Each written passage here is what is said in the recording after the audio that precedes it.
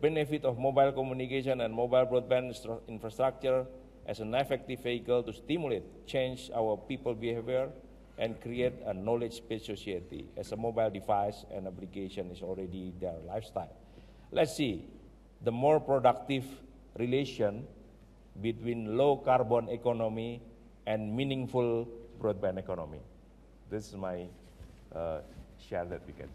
Thank you. Well, we'll listen to Stuart Dean in a minute. Maybe you want to think about there's a campaign going on the planet at the moment where one of the other environmental NGOs is targeting one of the leading IT communications.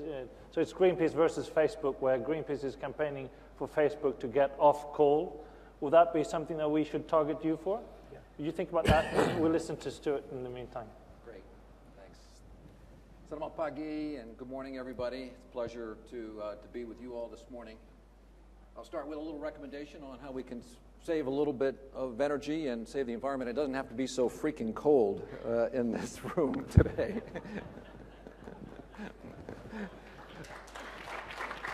we all can have an impact on the planet, right?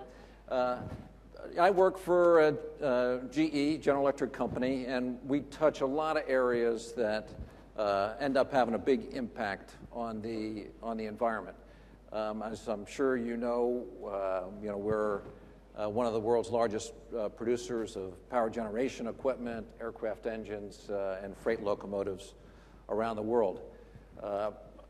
We, I think, are very proud that 6 years ago we saw that the world was facing a huge problem, and we made a major commitment that we've put under the umbrella that we call Eco-Imagination, to contribute solutions to our customers and helping solve these problems. Both the power generation sector and the air transportation sector are significant contributors to the global warming situation, and we need to be part of the solution if we're going to help solve this big challenge. So we started by investing initially $1 billion a year in R&D. We're now up to $2 billion in R&D to make the products that we sell to airlines, to electric utilities, and railroads around the world more fuel efficient and, of course, more emissions friendly. Just one quick example. I've got many, many examples that I'll save maybe for the dialogue, but I know most of the people in the room have flown either Garuda or Lion Airways, and no doubt you've seen the new Boeing 737s that they have introduced into their fleet with GE CFM engines. Those engines are nearly 10% more fuel efficient than the engines they replaced, and 25% reduced nitrous oxide emissions on those engines. So a great example of how customers are willing to invest in technology that will help improve the environment, as well as their bottom line as well. And that's very important to the theme of sustainability here. For the private sector to be involved, customers and companies need to be able to get a return on the investments that we're asking them to make. Indeed, we've kind of themed the Eco-Imagination as green for green in GE, that we really believe that companies can make money by making these investments around the world. Just as importantly as the new products that we're selling around the world, we are also committed to reducing our own carbon footprint. Over the last 6 years, we've significantly improved the efficiency of the more than 100 factories and more than 1,000 commercial office buildings that GE operates around the world. In almost all cases, we have been able to get one-year paybacks on those investments to improve the carbon footprint of those facilities. And we're taking that technology and introducing it to our customer bases as well to help extend the impact around the world. We understand financing is a critical part of getting these solutions implemented, and we're one of the largest financiers around the world of renewable energy projects. And just a short list of the kind of projects we've done. We've done geothermal project here in Indonesia, a wind turbine farm in Thailand. We're also a significant investor in solar farms elsewhere around the world. Let's see, one other point we've mentioned, underserved populations and making sure they're not penalized in this. I think one of the most exciting things we're doing in Indonesia and similar countries with a big agricultural footprint is helping farmers capture the agricultural waste and treating it in a way so that you can burn it in highly efficient gas engines and turn it into electricity. We call that waste to wealth, really a great way to monetize what is otherwise burned and sent up into the atmosphere.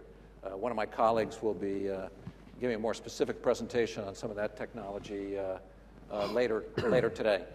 And then lastly, just wrapping up, in terms of what are the big challenges, it's going to take a huge amount of cooperation, as Mr. Steer talked about, between governments, NGOs, and private companies, I think, to really help solve these problems.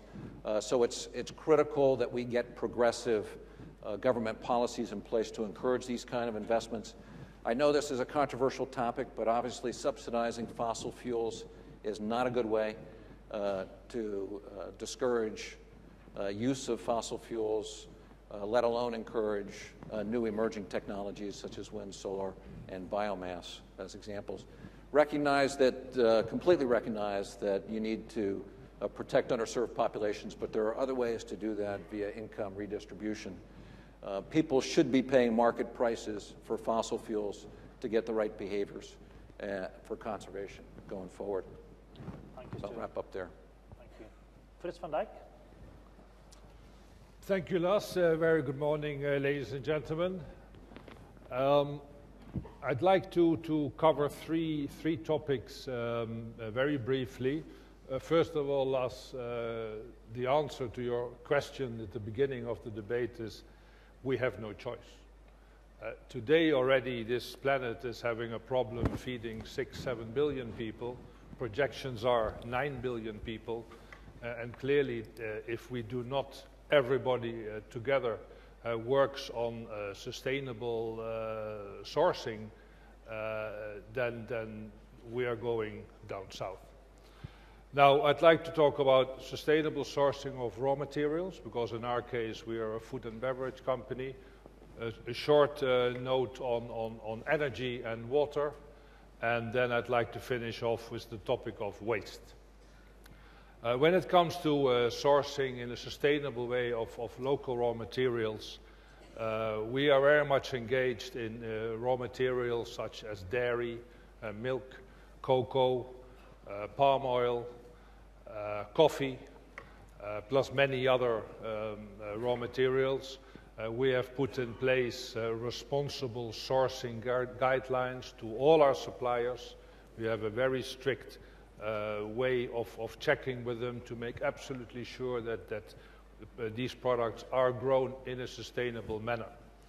If I look at dairy, we are in East Java, we have a large dairy operation. Today, about 50% of the milk is sourced locally. We work with 33,000 farmers, but still another 50% has to be imported. As Indonesia is growing very fast, it is clear that we have to make sure, also from a greenhouse gas emission point of view, that we maximize the use of locally sourced raw materials. We are working with these farmers. We do not have our own farms, but we work with farmers, with cooperatives. An interesting project that we started last year is that we are installing at every farmer's home biogas installations.